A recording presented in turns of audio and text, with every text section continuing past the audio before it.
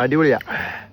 ഇപ്പൊ എന്റെ സ്വന്തം കുഞ്ഞുമക്കളെ, അപ്പൊ കോൾബിൻ ചേട്ടന്റെ രാത്രിത്തെ ഭക്ഷണമാണ് മക്കളെ. നല്ല കിടിലൻ കിടുക്കാച്ചി വേറെ ലെവലിൽ കക്കിരി കിട്ടിയിട്ടുണ്ട്. അപ്പൊ കക്കിരി നമുക്ക് നല്ല അടിപൊളിയായിട്ട് സലാഡാക്കി അങ്ങോട്ട് അടിക്കാ പോരി. എന്റെ മക്കളെല്ലാവരും പോരി. വയറിന് നല്ല കൂളിംഗ്. കക്കിരി എന്ന് പറഞ്ഞ സാധനത്തില് ഉപ്പ്, വെറും ഉപ്പ്, അതായത് വെട്ടി അരിഞ്ഞരിഞ്ഞ് കഷ്ണമൊക്കെ വെച്ചും വെറും ഉപ്പ് ഇട്ട് കഴിച്ചിട്ടുണ്ട് എന്റെ മക്കള്. നാരങ്ങ നീര് പിഴിയാൻ പാടില്ല കേട്ടോ. നാരങ്ങ ചെറിയൊരു പുളിപ്പ് വരും. ആ പുളിപ്പില്ലാതെ വെറും ഉപ്പ് മാത്രം ഇട്ട് കഴിക്കണം. നല്ല ടേസ്റ്റാണ്, നല്ല കിടിലനാണ്.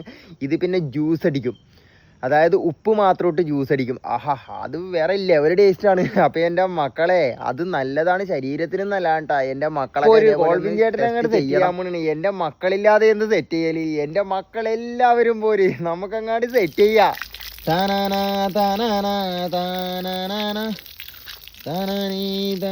അപ്പൊ എന്റെ മക്കൾക്ക് അടുത്ത വീഡിയോയിൽ ഏത് പാട്ട് വേണമെന്ന് എന്റെ മക്കൾ കമന്റിലൂടെ അറിയാം. കോൾബിൻ ചേട്ടന്റെ സ്വന്തം കുഞ്ഞുമോള് പറഞ്ഞായിരുന്നു പാട്ട് ഇടാതെ വീഡിയോ ചെയ്യണത്, വോയിസ് കേൾക്കണമെന്ന്. അപ്പൊ ദേ എന്റെ കുഞ്ഞുമോള് പിടിച്ചോ, ദേ പാട്ട് ഇടാതെ കേട്ടാ വീഡിയോ ചെയ്തേക്കണം. നമുക്ക് ആദ്യം തന്നെ കക്കിരിയുടെ തൊലിയൊക്കെ കണ്ടിച്ചെടുക്കാം മക്കളെ.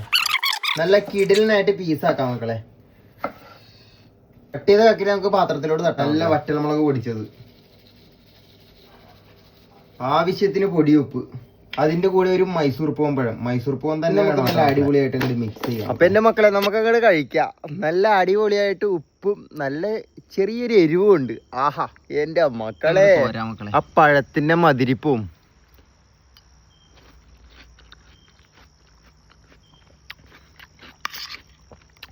അടിപൊളിയാ.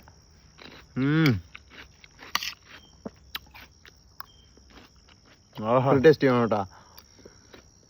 പഴം 2 ഇട്ടാലും കുഴപ്പമില്ല, 3 ഇട്ടാലും കുഴപ്പമില്ല.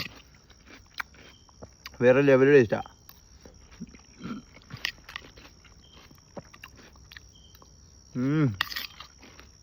പഴം മൈസൂർ പൂവൻ തന്നെ ആവണം കേട്ടോ.